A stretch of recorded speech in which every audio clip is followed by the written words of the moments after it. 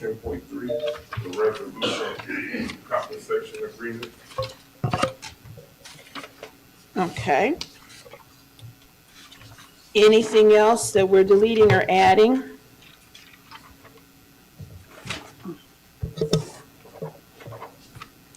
All right, hearing nothing else, then if I could rescind the original motion and then have a new motion on the floor to approve the agenda item 1.3 with the deletion of item 10.3. Madam Chair, I'd like to recall the first actual approval of tonight's agenda and make a new motion to approve 1.3 on tonight's regular board meeting approval agenda, striking 10.3 resolution compensation agreement. Thank you, sir. May I have a second? I'll second. It has been moved and properly seconded. Dr. Rock, can you please call the roll? Did Mrs. Moomin? Yes. Yeah, Okay. yes, sir. Mrs. Gator? Yes. Mrs. Moomin? Yes. Mr. Freeman? Yes. Mr. Roberts? Yes. Ms. Mitchell? Yes, motion passes 5-0. Thank you, board. Next on the agenda is item 1.4, and if I can have a motion to approve the agenda, the minutes for February 9th, 2022, our work session, and February 23rd, 2022, our regular meeting. Madam Chair, I move item 1.4 on tonight's agenda, approval of minutes. Looking for approval for dates of February 9th, 2022 work session meeting and February 23rd, 2022 regular meeting. Thank you. May I have a second? I second. Thank you, ma'am. Any discussion on those items? Dr. Rock, I would like to say thank you very much for ensuring that our meeting minutes are coming to us at a much expedited rate. Thank you. Can you please call the roll? Mrs. Moomin? Yes. Mr. Freeman? Yes. Mrs. Gator? Yes. Mr. Roberts? Yes. Ms. Mitchell? Yes, motion passes 5-0. Next on the agenda will be board reports, and I did not have any board members dock in with reports for this month. So we're going to move on to item 1.6, public participation, and we don't have anyone here tonight that's filled out a card, or do we, Dr. Rock? Yeah, no No cards. Mr. Jolly, did we have any email? No email, no All question. right, well then, moving right along. Madam Chair, did you want me to give an update from last weekend or no? Or wait till? You I can wait. you can give it, just try to remember to so we can put it on here. So go ahead. Let's No. go back to item 1.5. Okay. Board, last weekend, I actually had a chance to go to Georgia. We were having an actual meeting for 2 days for a new actual organization that I had shared with you that we're starting. It's called the Urban Boards Alliance Advisory Committee. So we met for 2 days with 14 of us. It was 7 state association executive directors and actual 7 school board members to come up with a plan to have a cube-like organization. I know we all are part of we used to be part of the Council of Urban Boards of Education, which I was a member for my 5th year. And we all settled with the name, and the name that we came up with is called the Urban Boards Alliance, UBA. So that will be the name moving forward. The actual head organization would be the actual consortium of state associations, board associations. So it's called COSBA, COSSBA. And they're going to be the actual leading charge with 21 of the actual state associations that they already donated $50,000 per district. So as of yesterday, we had 19 state associations that paid their dues before the March 31st deadline. So we're waiting to gather more. They're going to have a meeting on the 9th of April and the 10th to discuss with all state associations if they agree with the name that we came up, and if they agree with some of the language that we put in. We did come up with a mission statement. We did come up with a purpose. And it was all in all a good meeting, and I'm glad I went to it because it just shows starting something from the ground up, all the hard work that we put in for those 2 days. But you'll be hearing in April if it gets approved for the name. We may have to change the name if the other Southern states don't like that name. They want something all-inclusive with rural, suburb, and other public school districts that their board members can come and get personal development. But from what I heard, and being a member of CUBE, it's going to be another CUBE, but a little bit better. And we'll discuss further what's going to happen. But it's called Cosby, and that is actually in effect. They have their account and everything, and they have their 501c3 and C4. That's it, Madam Chair. Any questions, board? Can I just ask one Yeah, quick 'cause I- question? So you're saying a Cosby or Cosba, whatever it is, that's brand new? It's brand new, spanking new. So it's like to compete with the National School Boards Association? It's not to compete, it's the districts that actually left the National School Board Association. So as of the date of yesterday, there's 24 state associations that moved away from my old employer, the National School Board Association. So they have, I think, another 20 that's still with NSBA. All right. So will we have to join Yes, Cosba? Yeah. Or whatever? Okay. we will. It'll be a new organization. The thing that we're hung up with the 19 paid state associations, they don't want a cost, and we came up with a cost of about $2,000 per district. Most of the Southern State Association execs don't want no money. And our Rick Lewis, I talked to him for 2 days, he's very upset with it. He don't want to charge any district in Ohio no cost to be part of Cosby. So if they don't charge costs, how do they offset any of our Yep. conference? I try to explain that to him for 2 days. They have to be smart. I think what it is, they have good energy and they trying to do something great. Like Mississippi has never been a CUBE member, but being in a room with their exec, she's very intelligent and she did her homework. So her and Val Jones from Georgia, they're on top of it. And for them to actually pay for my housing and pay my hotel and actually have a meeting between 14 of us at their Georgia Association was more, I mean, they rolled out the red carpet. So they are serious about this. People in the room were serious. We had good dialogue, good conversation.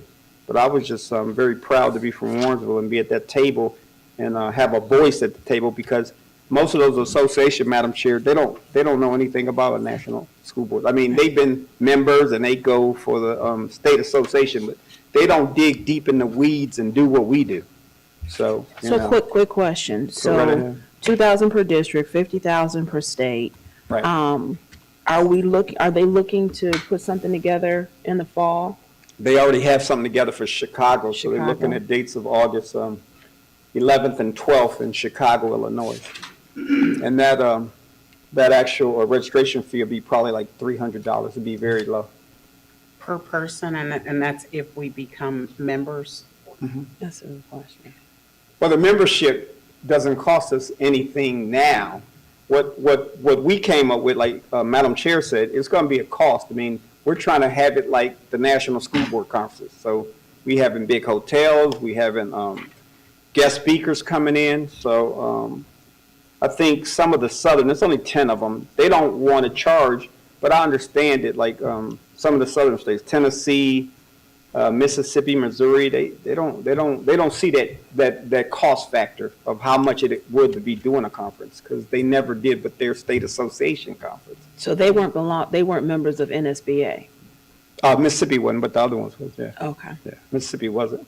But Tennessee was. They had 4 CUBE Right, districts. I remember. Ohio was the largest, and I guess that's why they let me get a larger voice. We had 10. So we was the second highest CUBE district. And I didn't know that some CUBE districts was paying close to upward of $70,000 for their membership. 70? 70,000. Wow. The district. Texas, That- when you got 300 and 400, Well, Kids? that's the, yeah. right. That's the association, though. No, that's the CUBE district. fee. That's the CUBE fee. So in other words, all of you're saying all the districts combined, or one district would have had to pay $70,000? One district would have had to pay $70,000. They have massive districts down there, you know I think that. Dr. No, Rock, what did I we know. pay? Close to 8,000? Yeah, I think it was around 8,000. So ours was lower Because we got had more- 1,600 small. kids, or we had 1,600 When kids. we had more members in Ohio. But like California and Florida got 200 students. Okay.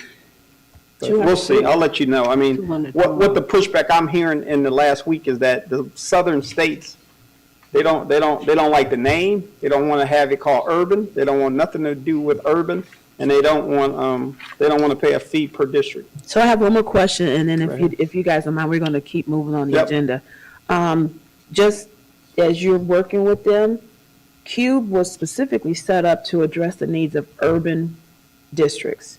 And if the southern schools want to participate, then the new consortium needs to address their needs, or they need something that's more befitting of the rural and the districts that look like, I don't want to say look like they look, but that are non-urban. Yeah. So that might be something that we will ask you on our behalf to continue to carry the torch and help them to understand the importance of it being an urban, because our needs are much different, as you well know. I'll get a chance April 9th and 10th to explain that, but with the rural district, when we did our vision and our mission, it has rural in there. So, I mean, they haven't seen what we went through for those 2 days, but when they do it and digest it, they'll say, oh, they do have rural. We are addressing it, so. Okay. All right, well, thank you so much for your update. Yep. Mr. Jolly, I'm going to hand the agenda over to you, sir. Yes, so I'd like to switch the superintendent report and go straight to the presentation from Mount Zion, about the Mount Zion renovation. Today we have Mr. Lonnie Coleman, Ms. Ariane Kirkpatrick, and Ms. Sandra Madison and their team, and they are going to come up and give you an overview of what they propose happens to the new Mount Zion property. Come on up. Thank you, Mr. Jolly. For those who don't know me, my name is Lonnie Coleman, and I'm the president of the Coleman Spine Corporation. Coleman Spine Corporation has been 1976, 1994 is when my former company bought its assets, and we've got offices here in Cleveland, office in Columbus, and an office in St. Louis. And I'd like to think that we have a pretty dynamic team that we've put together to be able to provide the services of the pre-K and kindergarten facilities for you at Warrensville.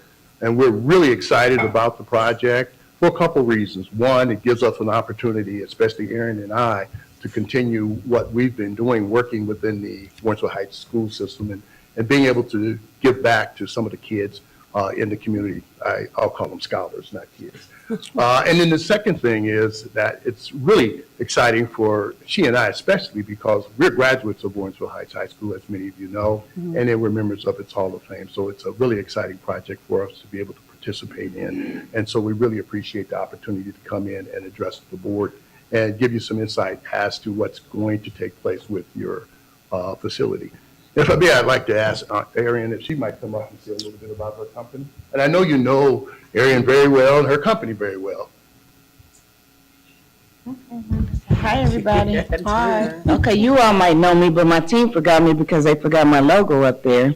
But so I'm actually the general contractor, Arian Kirkpatrick, the AKA team. Graduated from Warrensville in 1983. Very happy to be part of this project. I bleed blue and gold. I'm very happy to reach out and be an assistance as you thought through this process and to put this fantastic team together. So I'm going to let Sandra come up and tell you more so about the design. That's the part you want to really hear. Thanks. As Sandra's walking up, I'd like to introduce the project manager for the project. We have Mr. David Kaus, representing Coleman Spine. Sandra, you want to introduce your team? Thank you. You know you're there. We'll put you up on there. Sandra Madison, Robert P. Madison International Architects, and I brought with me Z, who's working with us on the project, architect as well. And then I have Ken Chilius with REC team, engineering, MEP engineering. So that's my team. And so we can go to the next slide. Sure. Ask you one favor, please speak into the mic because we Oh, I'm and sorry. they can't hear well. Okay, so I brought with me Z Abdi, who's an architect in our office. And then I also have Ken Chilius with us with Roberts Engineering, who is our MEP engineer Thank you. for the project. And You can go to the next slide. Oops. Jonathan?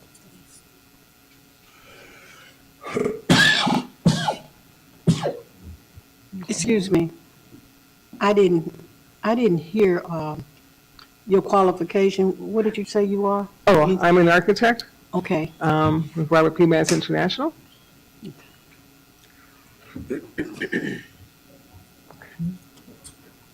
And the next slide. It's just going to show you, I know you're very familiar with the property. To the upper left-hand corner is Mount Zion. The next slide. So this is a PDF, not a PowerPoint? Yes, it's a PDF. Okay. I'm sorry. He may have to take it down just a little bit so we can, Let's see. there you go. Okay. All right. You can stay there.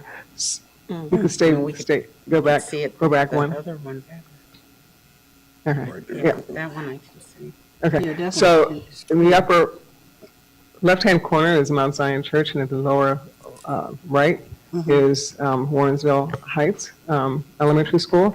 And in between the two, there's some wetlands. That pink is showing some wetlands between. But we talked to Mr. Jolly and to Lonnie, and there's perhaps, if there's enough dollars, we could try maybe do a bridge between the two so you can connect the two. Because the wing of Mount Zion on the, I guess, the lower wing to the right is the area that we'll be renovating. And the wing in the upper left-hand corner is the PK wing that's there. So there's some synergy there if we could sort of get a connection there. So if the dollars are right, we can build a bridge to connect the two. And those pink areas, like I said, is wetlands, so we would have to find out the, I yes. got a question. So the pink area is the wetlands. If it's not pink, could we just tear that out and go through there? We're gonna get some soil borings and find out exactly what we can do. Yeah, I'm saying if it's not wetlands, that area, can we just Yeah, plow and put a roadway through it? I mean, I know that's my question, if it's not wetland, because it looks like from this diagram Right here. that there's an area there yeah, that we there's several, could, yeah. we could like maybe put a road through there small or something. So we're gonna check that out. We have to get some soil borings and see if there's something that we can do, whether we can do that and see if how wet or what the soils are suitable enough to do something and see what the cost is. So if it's Okay. unsuitable, if it's soil that needs to be remediated, not remediated, but, well, I guess you could say that, replace with soil that's suitable. We don't know what's there, so we have to do some soil borings, find out what's there, what kind of weight it can take, and if everything is cool and it's not too wet in soil, yes, we can just build right through there. This was taken from, what type of map was this? Taken from the county? County GIS. So how accurate that is, we need to get more, but that would be the intent. And there's a couple of pictures in the back that we were showing, depending on what it is, whether it's a bridge or whether it's really a footpath type thing, so, or whether it's whatever it could be, maybe it's paved. And so we'll take a look at that as well. So we had Wheaton and Sprague do a survey of the existing Mount Zion building. Next slide. And I think everyone's probably seen that by now, maybe. I don't know. Next slide, Jonathan. Next slide. There you Right. Yeah. So this is came out of their report. It was telling us about what the condition of the existing building is. For the most part, the bones are really good. There's a few things that, with any building over time, that there needs to be, some repairs. There's some cracking in the, masonry that just needs to be filled. There's some caulking that needs to be re-caulked. There's some areas where at the parapet, the parapet capping needs to be re-caulked, and that's why you see that staining in that one corner, at one page coming down the masonry. So those types of small types of repairs, we are going to address that in our design and repaint the exterior. So this is outside the building, right? This is outside the building. Oh, okay. So, like I said, I mean, the bones of the building are good. So we're just going to do the repairs that were suggested by Wheaton and Sprague in their report. Mr. Jolly had them do a report to make sure that nothing's terribly wrong with the building. So you buy the building, you get in there, and you find out that, you get a big repair that needs to be done. And the report came back that that is not the case.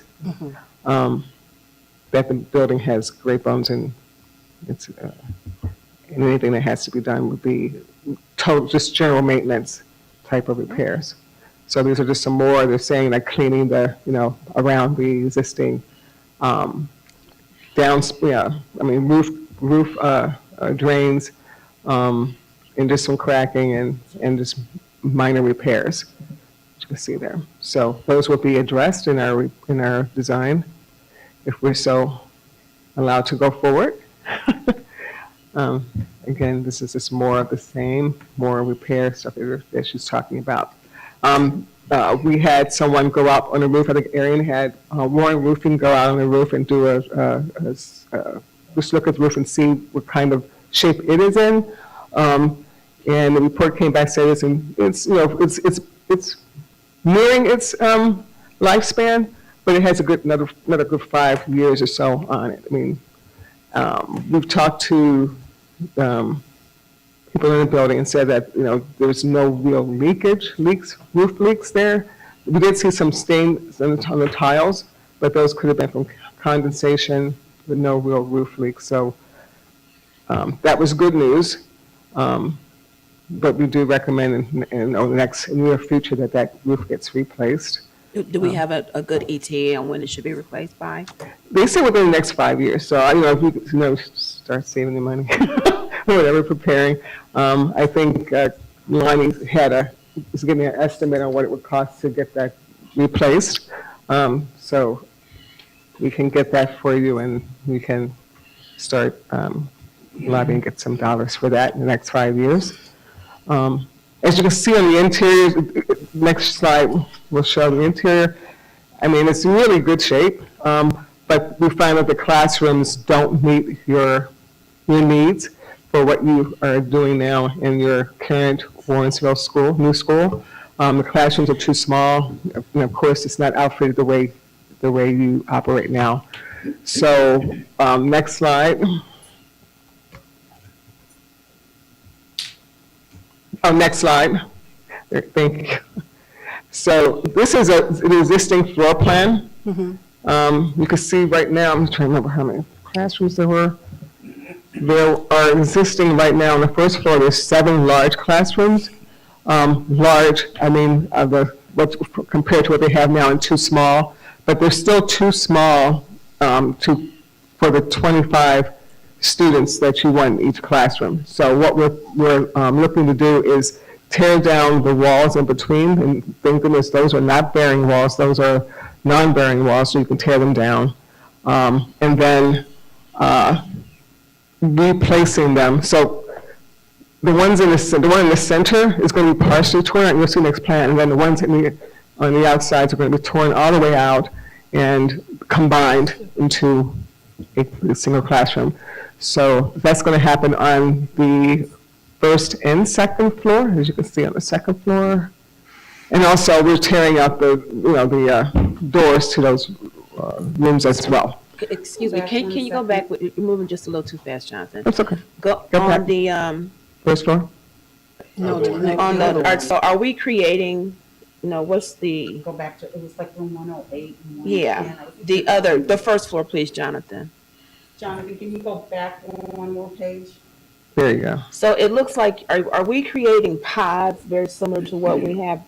No, we're not creating pods. What we're doing is just creating classrooms the same size as at the elementary school. So it looks like we're taking out 1, 2, 3 walls here. Is that going to be, that's going to be one large? So on the first floor, it'll be 5 classrooms in the reconfiguration, and on the second floor is 7.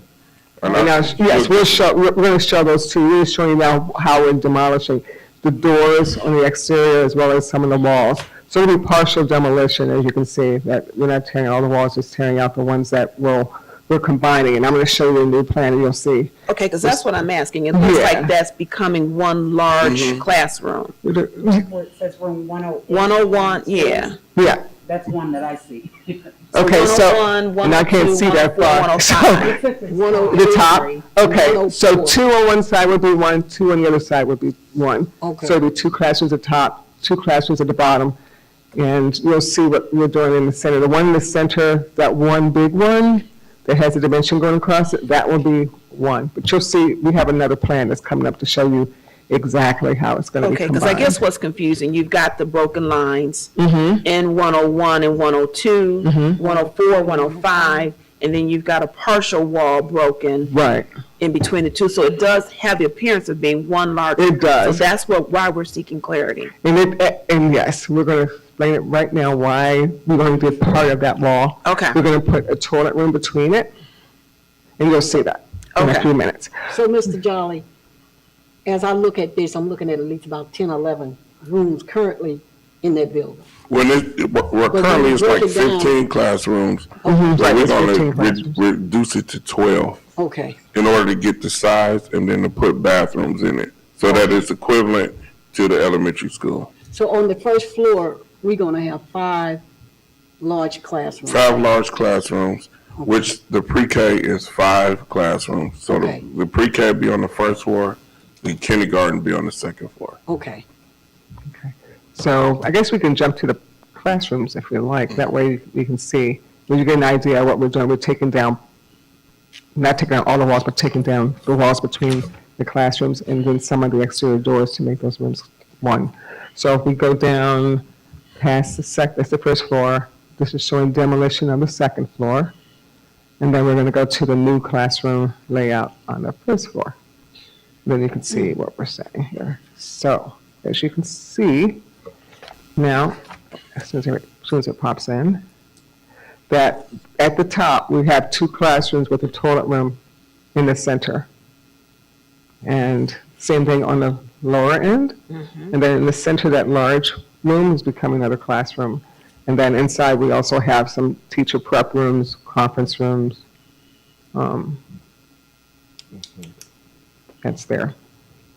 We've also created a control area for entry for after hours. So if someone wants to come in, like maybe a parent comes in after hours, after all the kids are in, so they be buzzed in, or however you guys do that for control. They come in, but they can't go further into the building. They have to go to the administrative offices, which is in the center. You see that? Right. To the right. Where it says church office? Not, Where it says new, I can't read, new secure main entrance. It's on the right side. Oh, I see. You see it. So we added the door in the center, in the corridor, so they couldn't go further. They had to go directly into the office, so no one can. So that's go just further. like the elementary school. When you come in the elementary school, you get forced into the office, and then you get entrance into the building. Right. And so that's the layout. Right now we have 25 tables and chairs, a reading area, a reading rug, cubbies, a gathering table, toilet rooms, and of course, marker boards and projection screen or monitor. And same thing on the second floor. So here we have 5 rooms. On the upper floor, we have 7 classrooms. so exactly where is the cafeteria? It's on the other side of the building. Is on the other side? And it's a gym, like a gym cafeteria. It's like it's a gym, but then they have the kitchen inside of there. The church uses it as like a fellowship hall. Okay, That's basically what it's, a fellowship hall. So it has multi-uses. okay. I didn't see it, I was looking for that area.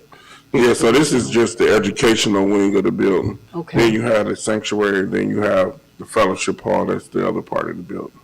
okay. Right. And I think you had mentioned you wanted to have a partition between in the gymnasium area. Yeah, that's It's a aspirational It's goal. an aspirational Yeah. goal. So we didn't show that area right now, but that's if the dollars are there, that's something we can talk about as well. And so next slide just sort of gives you a little aerial, a bird's eye view of what it could look like, give you an idea so you can maybe visualize it a little bit more.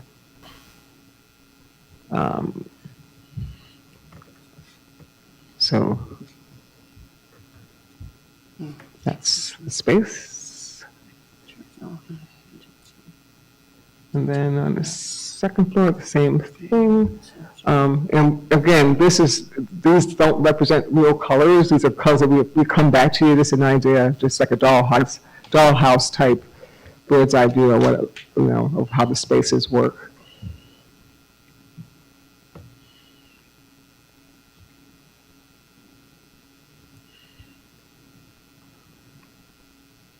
So you're getting all new flooring, new ceiling tile, new plumbing, new fixtures. Those were not there. And I think the furniture, I think you guys are going to supply. You said you have, you know the type of furniture that you like. But that's what I'm giving you. And then this is just an idea. If we have to do a bridge, which I don't know if we have to, we'll find that out later. There's a prefab bridge that we found that was not that expensive, and until we know what it is, if that is suitable soil, that's fine. We don't have to do that. There's another photo down below on the next slide that shows you how this bridge goes. This is what it was, something like that. If we need something like that.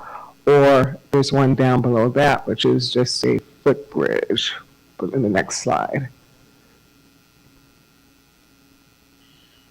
Could be something like that, or we could do paving, on-grade paving. So it's just a matter of once we find out what the soils are like, what we can do.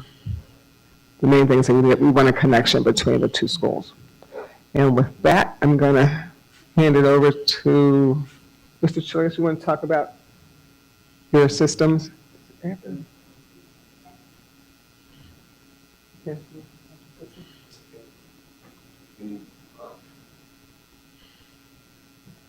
Don't have control of that, right? Yeah. Good evening. My name is Ken Chilius. I'm with our engineering team. You on what? I didn't hear you. The letter R, engineering team, Okay. the name of the company. I am personally a mechanical and electrical engineer, so I can answer all of your questions as it relates to HVAC, plumbing, and electrical. Let me first tell you that the existing system is perhaps the worst system I've ever seen in my life from a design standpoint. It never would have worked for your application here. For a number of reasons. Probably budget at the time, okay? What we're able to do, however, to maintain cost, maintain budget, is to utilize probably 90% of the existing ductwork in the building, which is a substantial cost to the project. And we're able to do that by installing what we call a Vvt system. And what that system does is I'm able to replace the existing rooftop units, which there are 6 of them, with very similar size units that would actually fit on the exact location of where the existing ones are. We're able to use the existing main trunk ductwork, which are the large ducts coming out of the unit. But what we're able to do is to maintain the branches coming off the main trunks into the spaces by combining branches into one larger branch.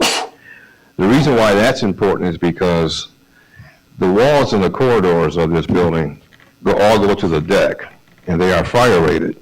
So each penetration through those walls require what's called a fire damper, and there's a lot of them in this building. The way it was designed is the main trunk comes down. You may see one at the top at the corridor.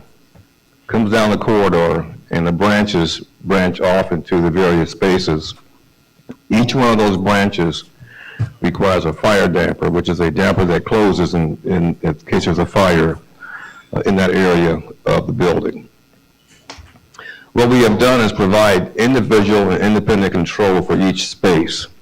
So every classroom, each office, each room will have its own independent control for heating and air conditioning. You don't have that right now. Right now, you've got a rooftop unit with one thermostat, and it serves both an exterior and interior spaces, right? And that's the reason why you hear a lot of complaints about the environmental system in this existing building, because there's one thermostat. Wherever it's located, it's what the rooftop unit operates against. So you have an interior space that's calling for cooling, and you have an exterior space that's calling for heating from the same unit. So can I ask a question? So are we gonna go in here and build zoned heating and cooling? I'm sorry? Are we going to make sure that the building is equipped with zoned thermostat control? Yeah, each space will have its own zone for control, Okay, Okay. feeding off the rooftop units. understood. So in this space is what we call a terminal unit, it's a Vvt Terminal Unit. And that terminal unit modulates. And it modulates the amount of warm air or cool air, depending on the season, that space sees. And so there's some days you may have classrooms that are lightly loaded, some classrooms may be heavily loaded. We're able to satisfy each of those spaces independently. As Sandy mentioned, there are toilet rooms in each of the classroom areas. We do have to dig the floor up a little bit to get to the sanitary lines on the first floor. But that's basically the system. We are replacing the existing 6 rooftop units. I think Coleman Spahn, I think, has a, we spoke about how we would make that work. And I think there's a discussion about schedule, I believe, later on in this presentation. So I think we can talk about how we can make the schedule work based on the fact that this equipment, this HVAC equipment, is very difficult to get nowadays. And I'm hearing it takes up to a year in some cases to get this equipment. But Dave and I talked today about some opportunities we might have to get you in the building on schedule and to make changes a little further down the road. But the important thing is accommodate your schedule. Here. Any questions? Yes, ma'am. Just looking for clarification, are you saying V as in boy, DT, or VVT? Variable volume terminal unit. That's what it's, variable volume. Variable Volume. And what that does is it varies the amount of air that we discharge into the space based on what that space is calling for. So if it calls for more heating, it opens and provides more heating air. If it calls for less heating, it closes off, provide less heating air. Same for air conditioning. If it requires more cooling air, it provides more cooling air by opening. When it requires less, it closes to provide less. The intent is to maintain the temperature at set point. You may set these spaces at 72 degrees or 74 degrees.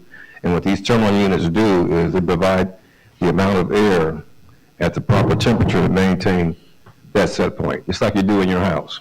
Set your temperature in your home at 74. Well, my wife is 80. And my furnace operates to maintain temperature in the house at 80 degrees. So the Vvt terminal units do the same thing. Clarifying. You can still hear me? No, not really. I think the problem is it was too close to your Okay. mouth. Is there any questions? No, Okay. we're good, I think.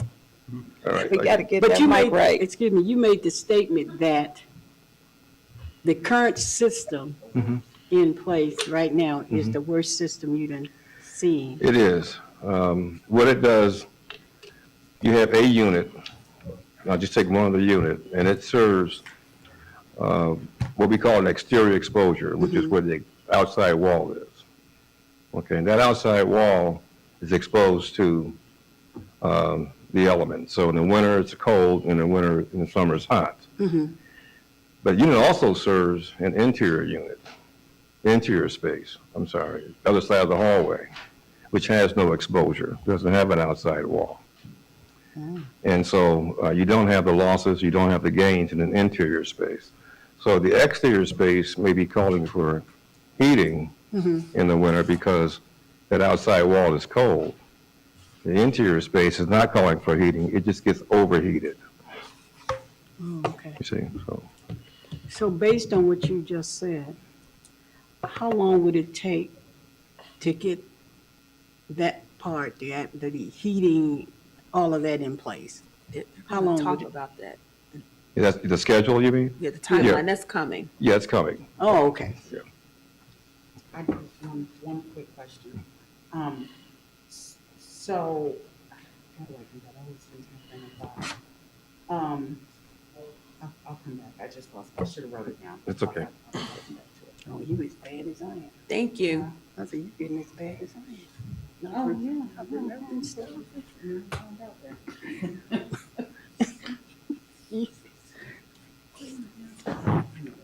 Hello, everyone. I'm Dave Kaus with Coleman Spawn.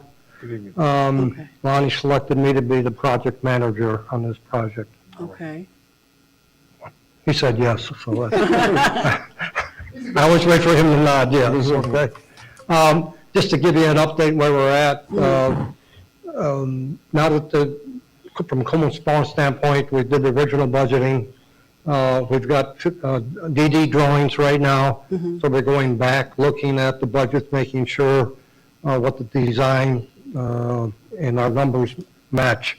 And so we can go forward and we'll review these numbers. I should have those back together about next Friday, and then we could verify that the intent is being made for what the school board needs and the numbers that we originally turned in. So I'm hoping to have that done by next Friday. Ken did go through the HVAC system, and working with AKA, we are verifying deliveries on all equipment, materials, again, everybody here is supply chain. Probably one of the biggest items that may be is the rooftop units.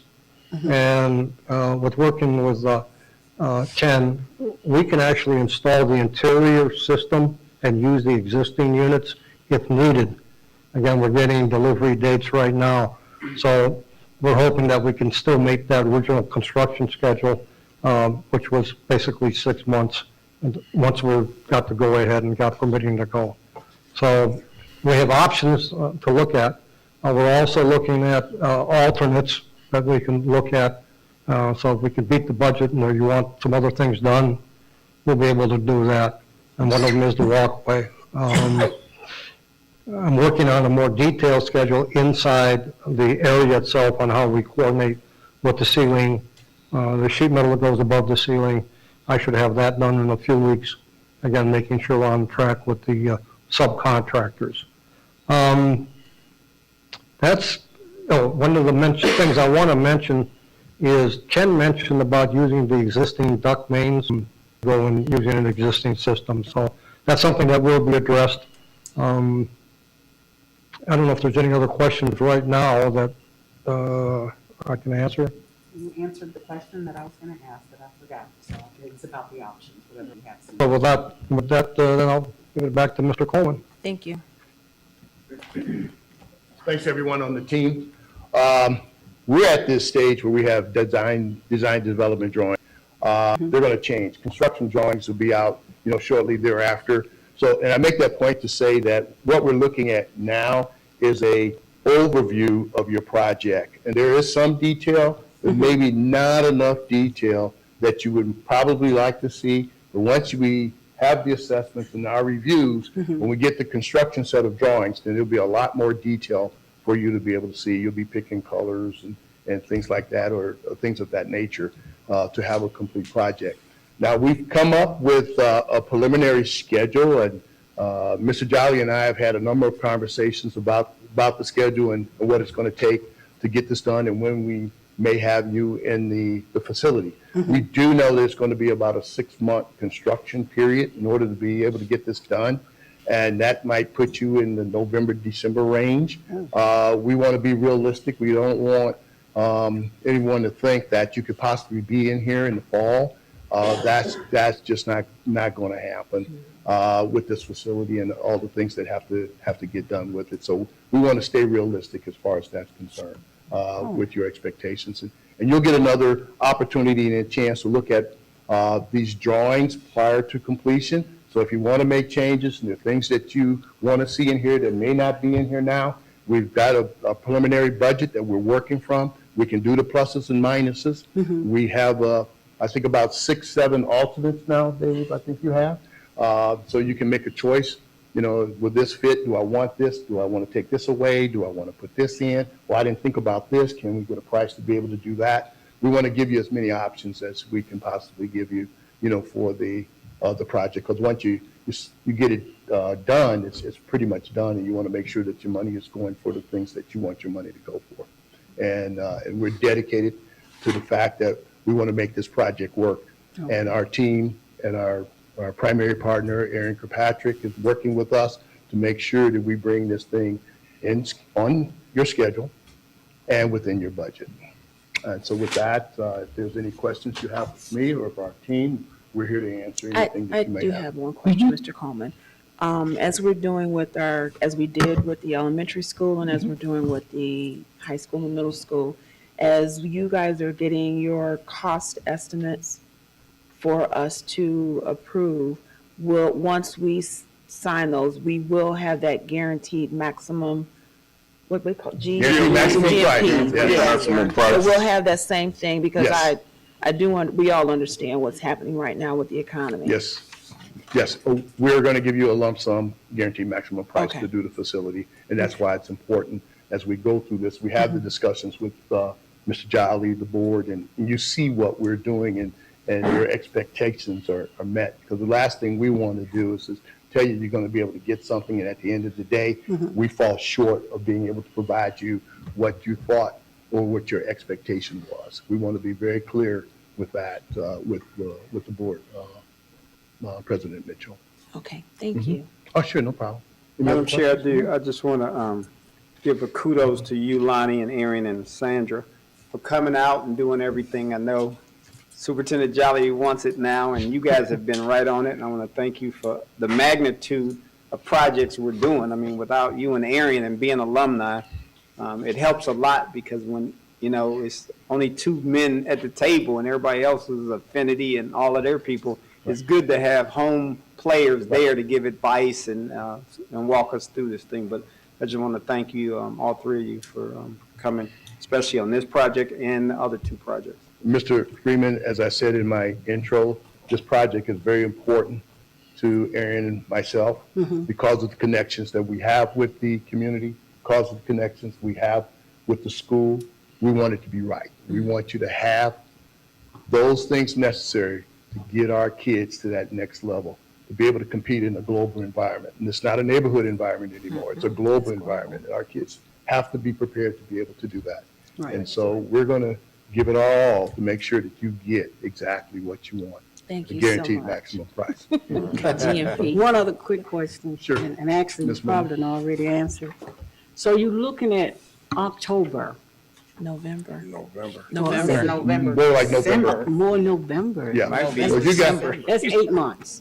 Yeah, well, there's a lot of things that take place. That we're talking about a 6-month construction schedule. But prior to that, we have to get to the construction drawings. We've got a bid process that we have to go through. That's about a month, you figure, for bid process. And then that's going to take up some time to get us out there. Now, if there's some opportunities to accelerate schedule and be able to get things done sooner as we get into this, then we're going to make every opportunity to do just that for you. Okay. Because we know the importance of being able to get this ready and get it done. So we're right there with you. We're going to fight with you to get this done. One of the problems that we're running into, and we're hoping we can avoid that in our case here, is the equipment and the supply chain delays. We were having conversations earlier today with some of the air conditioning equipment suppliers, and they were a year out. And that's where we came up with the idea of getting with Ken and his organization and Dave and putting our heads together and coming up with a way that if we don't get our equipment in time, then we can be able to complete your interior of your mechanical systems and use the existing units until we got our units in here to make that change out. But it would not put the project a year down the road. Okay, all right, thank you. And thank you. And once again, thank you for having us. And we really appreciate the opportunity to be able to undertake the project for you. Thank you Thank you so very much. Thank you. Thanks to all of you. although I didn't attend Warrensville High School, Here we go. Excuse me. Treasurer. Okay, all right. Okay. We'll accept you then. Give you an honorary pass. Did he say his kids went through? 3, yeah. Yeah, you get the pass. Thank You had a question? for me? Again, we thank you guys for coming. We know we'll need you back here soon when we get that GMP so that the board can know and we can start the process of moving forward. We're very excited about this opportunity for our community and our schools, and we thank you so much for the work you've done so far. All right, thanks, Thank you guys. so much. Have a good evening. Thank you. All right, so I have a real brief report. I understood that they were going to have a pretty extensive report, so I just want to go over a few things in reference to construction, our current construction. Today was the final day of Eastwood. Eastwood is totally demolished now. If you go by Eastwood, it came down today. So right now they're working on filling the field up. I mean, there was a crawl space under Eastwood that they're filling up with dirt now. So it should be a field pretty soon. The middle school is currently, they filled the middle school in now. So that's a field also. 2 important dates moving forward with the high school. The science wing of the high school has to be vacated after Christmas of next year. So Christmas of 22, they need access to the science wing. We're going to have to move classes at that point. I did inform our principal, Ms. Stitt, to start to plan and look how we're going to do that, because the total renovation of the middle school, of that science hallway is going to start then. They have to attach that area to the HVAC, the plumbing, all of those things have to happen in total renovation. So after Christmas, the science wing of the high school will be given to the construction company. Okay. The high school, the district will give up possession of the current high school on June 2nd June 2nd. of 23. That's a Friday. June 2nd of 23. We will have to end school for the high school on May 19th. For high school on May 19th. The regular district will end on 26th, but high school we'll have finals week that week. And then that next week, we have some events that we have to do. We have to auction off all of that stuff in that school. We can't just leave it in there. We got to get an auction. We also have to move the teachers from the high school to the new high school. So during that week, all of that, it's 2 weeks. We give ourselves 2 weeks to move the teachers, auction off all the stuff, and totally vacate the current high school. Mr. Jolly, do we anticipate our new building being, enough of the new building being completed that the teachers' equipment would be able, Yeah, their supplies would have some place to go at that time? So the new building will be complete in March of 23. Okay. So it'll be done. The new building will be done. But in 3 months, they have to tear down the old high school, get a driveway so that buses and things can come in. So they need us out as soon as possible. But we have such a tight time frame because we have a building full of furniture, equipment, things that we don't want to just give away. We auction off all the other stuff, we want to auction it off too. So we'll set that up. And then also the last roar, like we did at all the elementary schools. Tentatively, we'll do a save the date. We want to do it May 26th, 27th, and 28th. The building will be Of 2023 or? 23. Yeah. Everything is next year. 23, that's Memorial Day weekend. That'll be Memorial Day weekend? Memorial the weekend before we give up possession. Okay. We want to, and we'll start a committee like we did with the other schools for people to start planning how that weekend looks. A 3-day weekend full of activities to try to get everybody back to say their last goodbye to the high school. Last two things I want to just acknowledge the city. Two events the city is sponsoring for our girls basketball team. Tomorrow there'll be a reception. The senior club is sponsoring a reception tomorrow for the girls at 5 o'clock. And then next week, the city is sponsoring a dinner celebration for the girls at Pinstripes on the 30th at 6 o'clock. So I just want to acknowledge the seniors of the community and the city for their acknowledgement of our young ladies and the great work that they've been doing. And last but not least, the mask situation in the schools. We had a conversation. We sent out a survey to all our parents and our staff. It was overwhelmingly 67% of the parents wanted to keep the mandate. I think about 58% of the staff want to keep the mandate. I know that we've been getting pushed. We have some push from some staff members about eliminating the mandate. But in my conversations today with our principals, who are on the ground, they are highly suggest we keep the mandate. They have not heard any real pushback from parents at all. Parents have not called our office. Parents have not been calling the school complaining about the mandate at all. It seems to us that the parents kind of are very supportive of it due to our COVID numbers have been very, very low.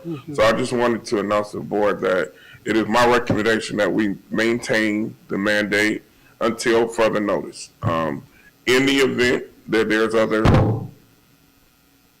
items that come up or situations, then I will come back to the board with another recommendation. But at this time, it's been working well for the district. We've been, no cases since February at all. We'll maintain the mask mandate until further notice. Okay. All right, that concludes my report. Any questions? Quick question, Superintendent Jolly. So I know you said next year, but you're talking about December of this year. December of this year, Right. Yes. So yeah, we ought to start planning for all these shifts and changes because they're coming. And the 3 months that you were referring to is gonna be from December till March, when we have the building ready to go? No, the 3 months is 23. from June 1st to the start of school Oh, I the next gotcha. year. Okay. So they have to demo that building, so they have to abate it, they take out all the asbestos and demo it, then put driveways and sidewalks in 3 months. So, in talking to Sean today, that time frame is very small.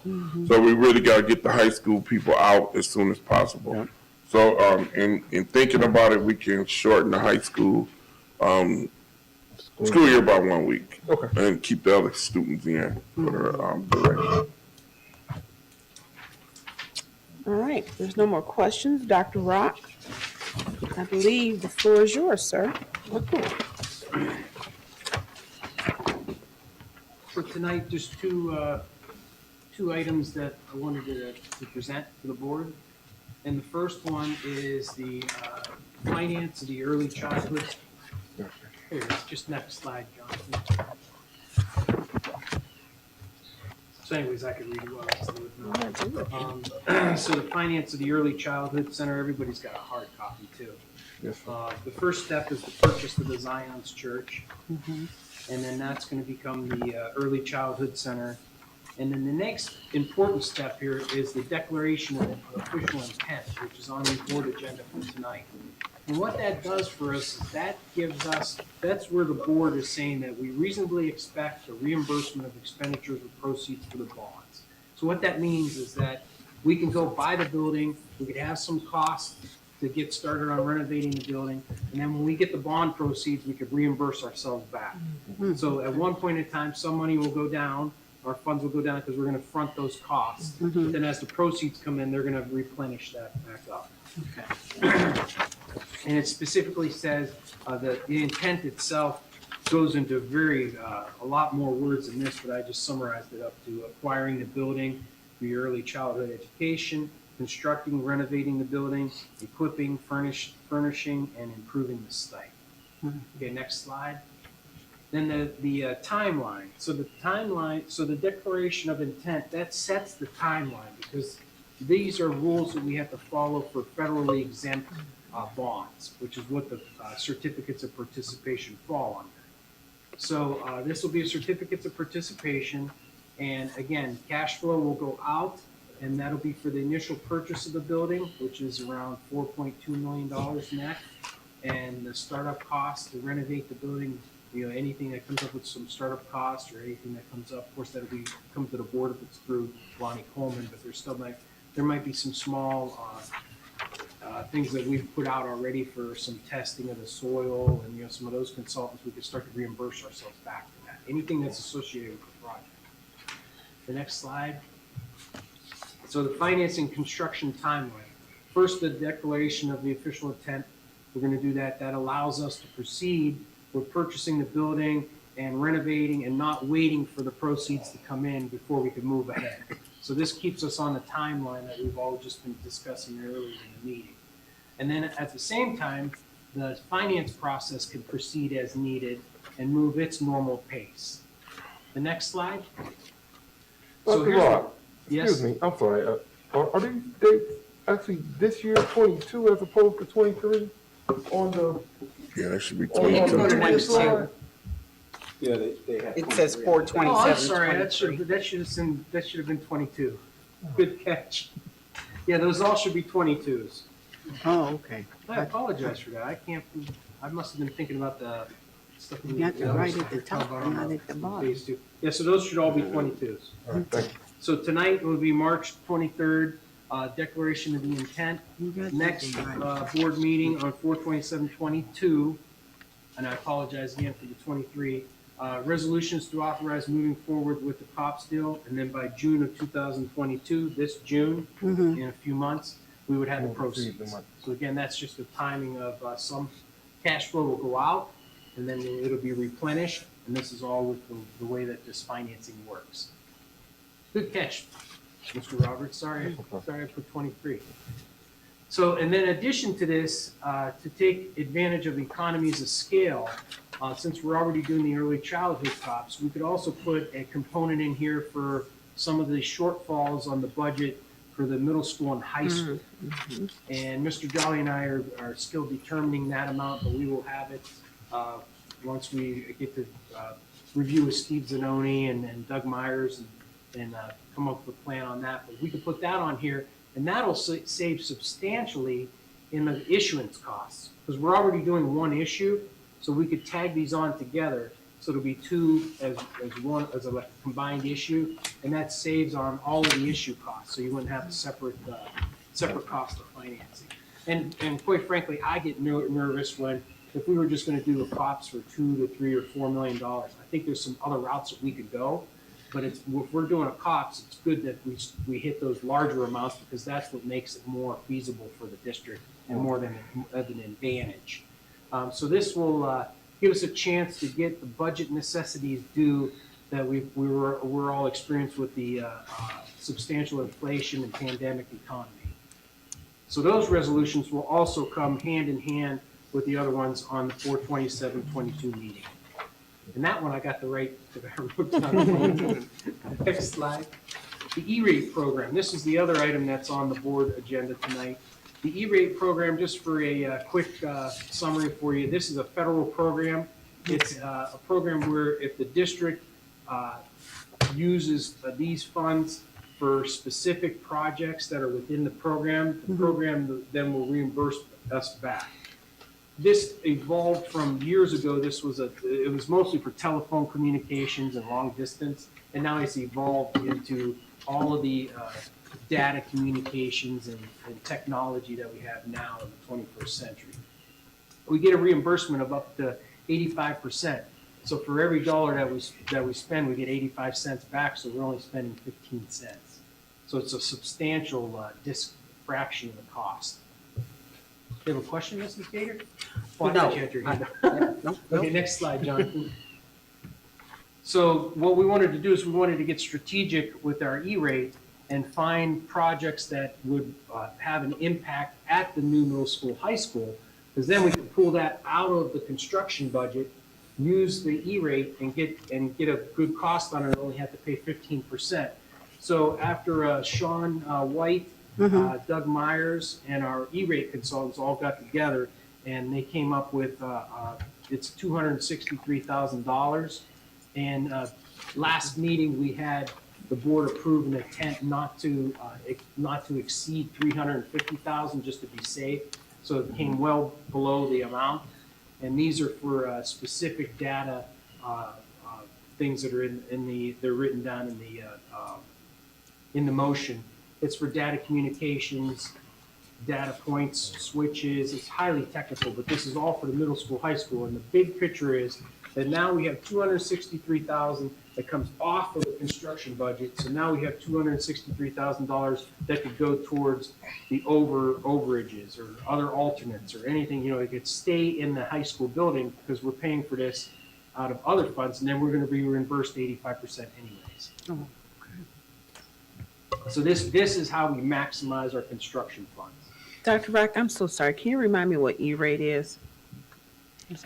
I forget what it stands for, but it's a federal program for governments. Okay. And it's for, a lot of times it's for connection data fees.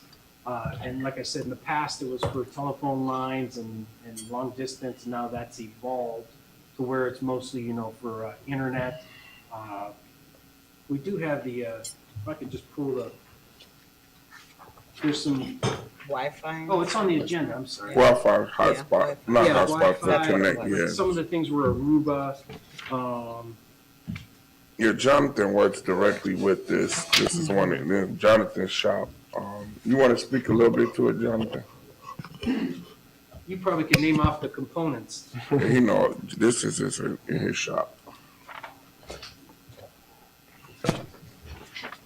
Oh, here it is, right here. Here, I got it. E-rate is a discounted telecommunication services. So that's switches, servers. They don't do phones anymore. I don't know if you heard a couple of years ago, New York kind of got over on the E-rate program, so they don't do phones anymore. But anything that plugs into the network, switches, access points, little bit of camera things, end-to-end devices. Okay. That's what E-rate is for. Thank you. And also, it's our backbone, our cabling, fiber, all of that. Oh, okay. Yep. All right, thank you. So they have core switches, ED switches, and multi-mode transceivers. So highly technical things, but all these things are in the building anyways. And the big thing is this was in the original budget. So if we weren't using E-rate, we'd be paying for this out of the construction funds. But what we did is we wanted to get strategic and utilize the E-rate grants and reimbursements so we could pull that out. And now $263,000 could go to the stadium or could go to a football field or, the things that we're finding shortcomings on because of the economy and inflation. I don't think is there one more slide, Jonathan? I think that's her date. Yeah, I think it's And just. that's it, just the horizon. Next, so again, next meeting on April 27, 2022, these resolutions will come to the board for approval. And then in May, we'll have a 5-year forecast reporting. So those are the two things that are on the horizon. So I do have one question, Dr. Rock, about the cops. I know you explained them to us before. So it's a bond where we buy the bond, we get the money back, but then we've got to pay it back. Yes. So then the payment plan, do we set the dollar amount that we pay, and then do we also set the term? Yes. And the term is going to be a 30-year term. So 30 years, so like a 30-year mortgage. Yes, but just as we've done with all of our bond We'll pay them finance, early. we put in a 5-year, where after Prepayment. 5 years, we could start to repay it back. Okay. No questions asked. No penalty. Or we could refinance. And Okay. you've seen that the refinancing structure is even more aggressive than the 5 years because we refinanced the first deal within 9 months and saved $18 million. Yeah. So we put all of those things in place. And the big thing about this arm of the financing is for us to utilize financing and low interest rates, make some payments along the way, just to make sure that, so we could hang on to that cash in case we need it, because if the economy, if these prices keep rising and rising, we're gonna need that, we're gonna need more than what we've raised with our construction money. If it all works out, then at the end, after the dust is settled in 5 years, we can just pay things off. Dr. Rock, another question in conjunction with what Ms. Mitchell was asking.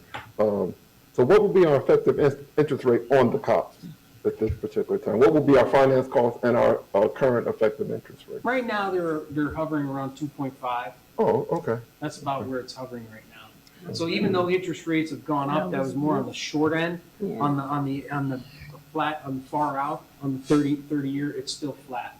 Okay. It's still Okay. low out there on the long-term rates. And again, on the certificates of participation, we still call it a bond because it still falls under bonds. But a certificate of participation is, there will be investors and they actually own the building. And that was the first arm of financing we did for the elementary school. So on our elementary school, there's investors, they own that building. And technically, we're leasing it back for X amount of years, and then we own it at the end of that. And they cannot call No, that they loan. can't call. In fact, the thing about certificates of participation is we have to show them every year that we have it appropriated on a yearly basis. Okay. And the district can walk away if they really wanted to, but I mean, that would destroy our credit worthiness. And that's where I always brag that we have it specifically in our 5-year forecast. We have 5 years appropriated. So we could always go back to them when they were always asking, because we have to do a disclosure every year. And so we have 5 years appropriated. That's locked in. It's budgeted there, so. Yes, that's the way that the certificates of participation work. There's investors. So what they do is they buy a bond that gets a coupon interest rate. And then what we do is we make a payment to the underwriter.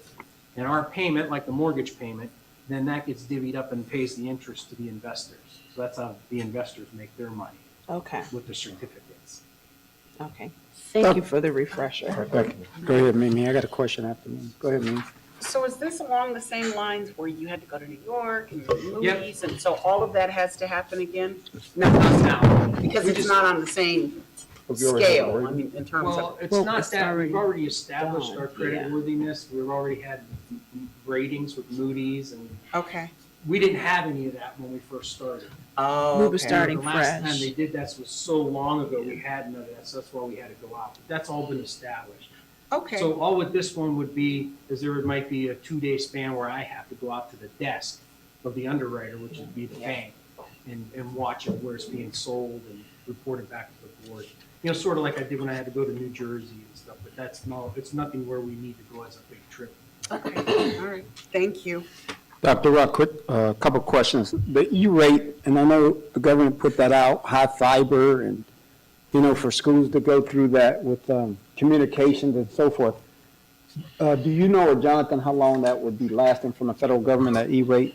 Oh, yeah, there's all kinds of, there's like layers of how they'll reimburse us. Okay. So that's how we're trying to maximize that. I think it's some of the layers are 3-year increments and others are 5.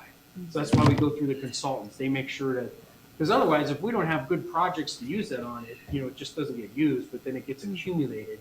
So this is why this is really a great slam. It's a home run slam for us to have such a big project to be able to really grab onto it. Okay. And then, in essence, get an 85% discount. Right. That's what the bottom line is. That's where I'm selfish for the district. No, I'm all for it. The other question is that once you sit down with construction and even for the middle school and partially maybe some of the high school, when will you have a number for the COPS? I mean, we've done this before in 2017, but I think you may have a number for the actual Mount Zion, but. Yeah, we have a number for the Mount Zion. That's 9.5 million, not to exceed 9.5 million. Correct. Mr. Jolly and I have to get together to figure out Okay. What the overruns are going to be. Okay. Okay. That's I what didn't hear what you said. You have to figure out what? For the second arm, because we want to do 2 COPs and Okay. combine it into. They got two Mount deals. Zion. I just was Mount curious. Zion is 9.5 I million. got you. I got that part. Okay, and that's going to be the 4.2 to purchase it and the rest to renovate it and improve the Okay. site, okay? Okay. But for middle school, high school, we have a shortfall that we're working on, But Mr. Jolly and I have to have some, more meetings with Doug and Steve Zanoni to see that what figure? direction that's going. I'm estimating it's gonna be somewhere around 2, 3, maybe 4 million, Okay. something like that. Thank you so much, I appreciate it. Oh, no problem. But again, what that does then is that lets us finance and utilize our creditworthiness, Yep. the financing, being strategic about it. Because then, once it's all done, and once we're in those new buildings and we find out that, you know, we don't need these funds or whatever, then we could just start paying things off early. Correct. Thank you It's so better much. to do that and have. Have the funds free. Because now what we're doing is we're, in essence, we're building up our general fund in case we need it. I'm with you. Thank you so much. Okay. And that's it. Thank you so much, Dr. Rock. If there's no further questions, let's move on with the agenda. If I can please have a motion on the floor to approve by consent agenda, the treasurer's report and financial recommendations. And under that would be items 2.1 and 2.2, which are the two conversations Dr. Rock just presented in his treasurer's report. Madam Chair, I move that we accept as a consent agenda, treasurer's report and financial recommendations, items 2.1 and 2.2. Thank you so much, ma'am. May I have a second? I second. Thank you. Are there any additional questions on either of these topics? If not, Dr. Rowe, can you please call the roll? Mr. Freeman, Yes. Mrs. Gator, Yes. Mrs. Moomin, Yes.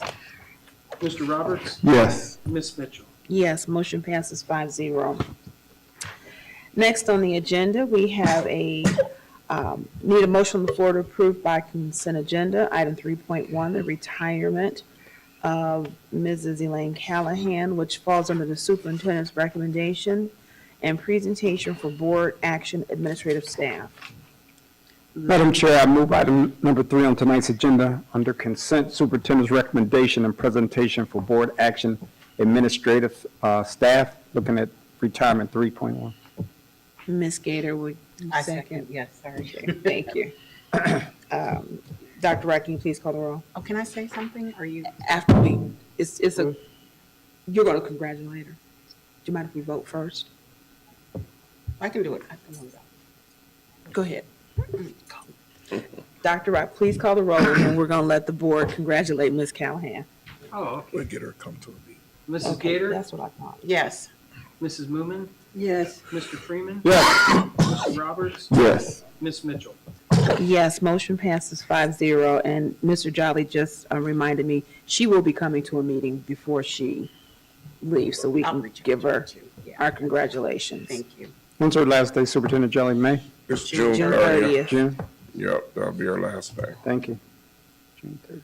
All So right. we can't, we haven't had a retirement. I was going to ask With that. COVID. Yeah. Yeah, we haven't had any retirement since, Luncheons. 2017 or 18 or something. So I think it's about time that we do so. As far as I know, she's the only retirement, but we could look. I think she's been with us over 20 years. Right, definitely She deserve to be. great retired to and do came something. back.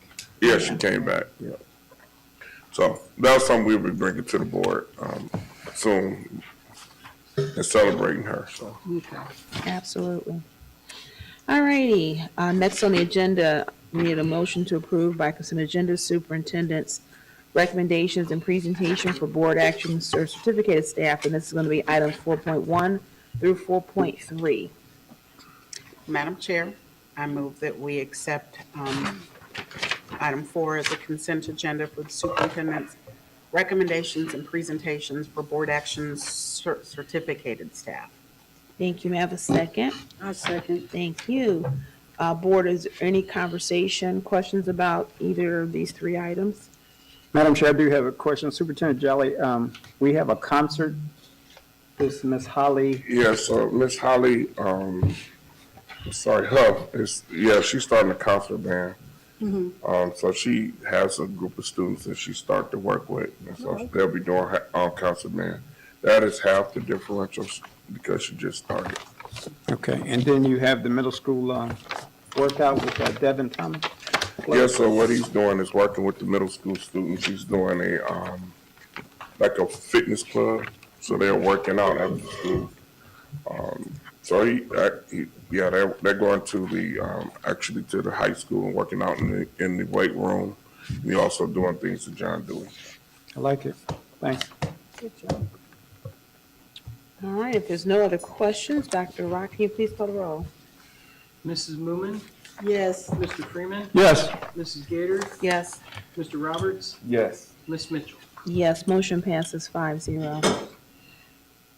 Next on the agenda, if we can please have a motion to approve by consent agenda superintendent's recommendations and presentation for board action classified staff, and that's going to be item 5.1 and 5.2. Madam Chair, I'd like to move item number 5 on tonight's agenda, the consent superintendent's recommendation and presentations for board action classified staff, looking for items 5.1 and 5.2. Thank you. May I have a second? A second. Thank you. Board, any questions, comments on this section? Hearing none, Dr. Rock, can you please call the roll? Mr. Freeman, Yes. Mrs. Gator, Yes. Mrs. Moomin, Yes. Mr. Roberts, Yes. Ms. Mitchell. Yes, motion passes 5-0. All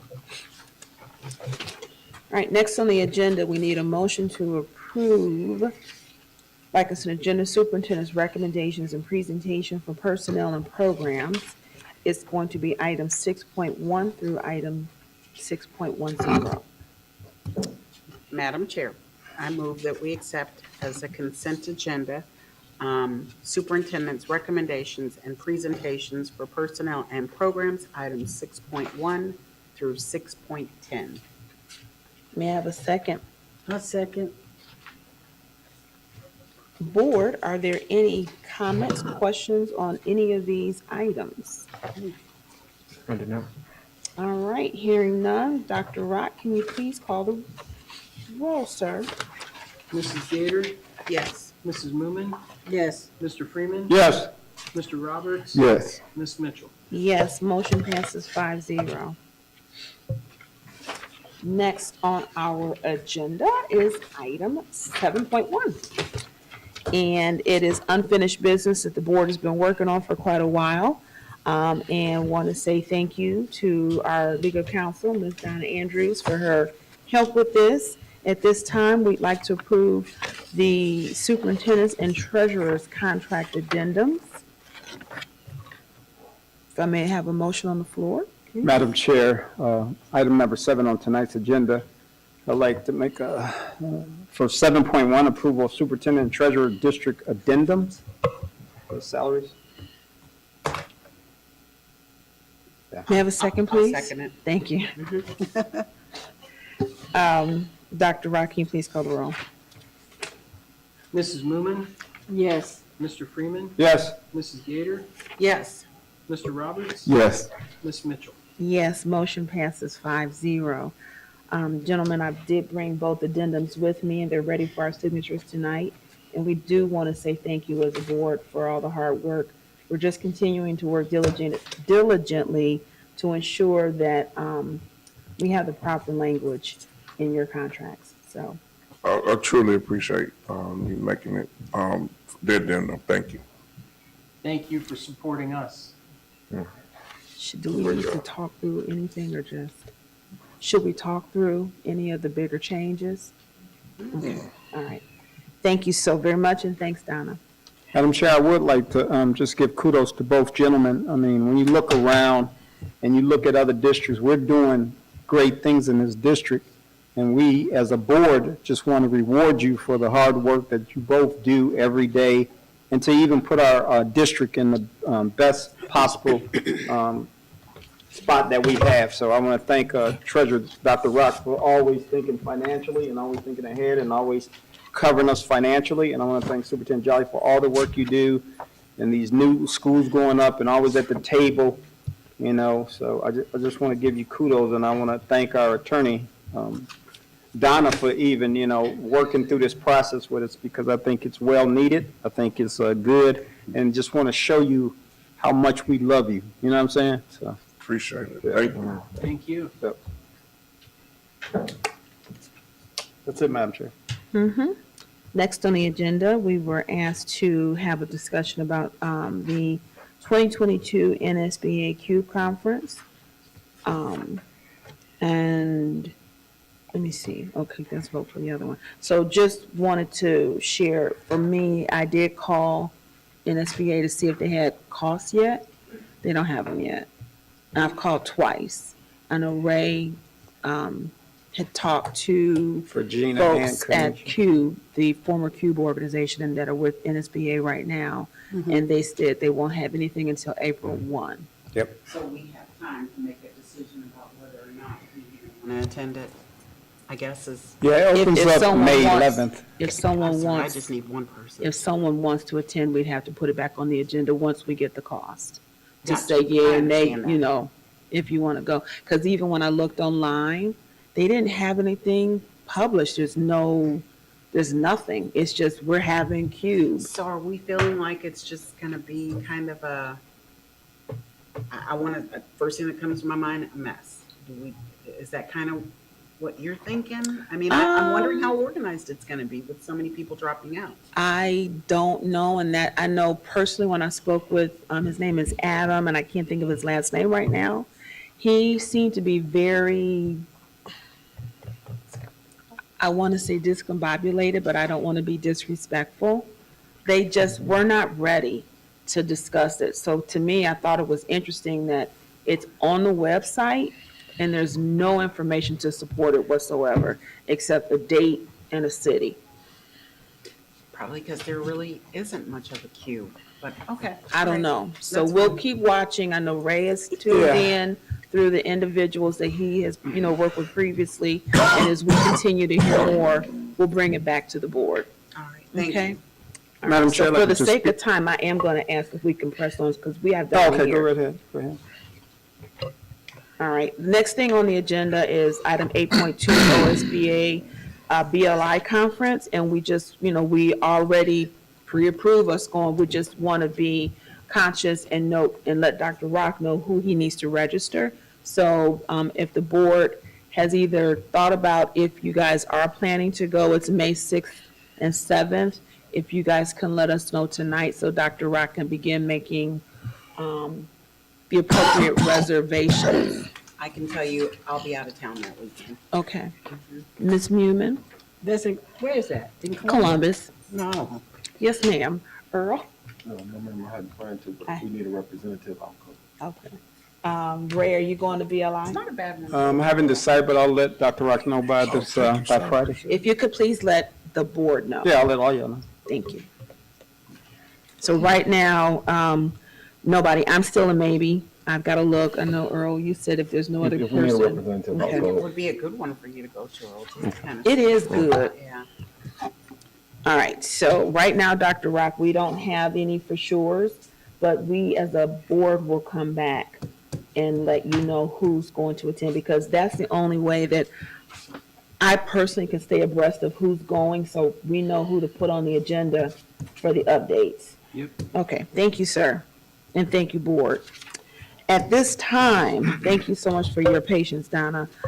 We are going to have a motion on the floor to enter into executive session to consider the purchase of property for public purposes or for the sale of property at competitive bidding if premature disclosure of information would give an unfair competitive or bargaining advantage to a person whose personal private interest is adverse to the public interest.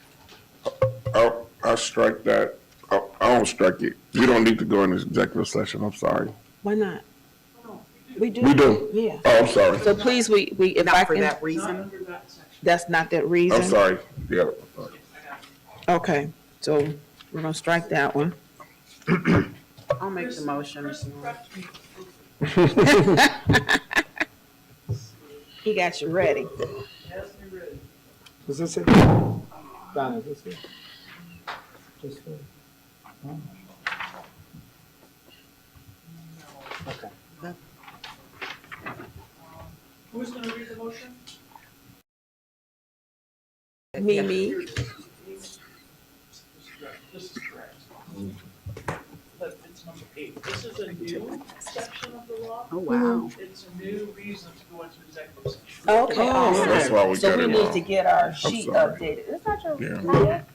they've been updating laws left and right around here. All right, Madam Chair, I move that we go into executive session to consider confidential information related to the marketing plans, specific business strategy, production techniques, trade secrets, or personal financial statements of an applicant for economic development assistance or to negotiations with other political subdivisions respecting requests for economic development assistance, provided that both of the following conditions apply.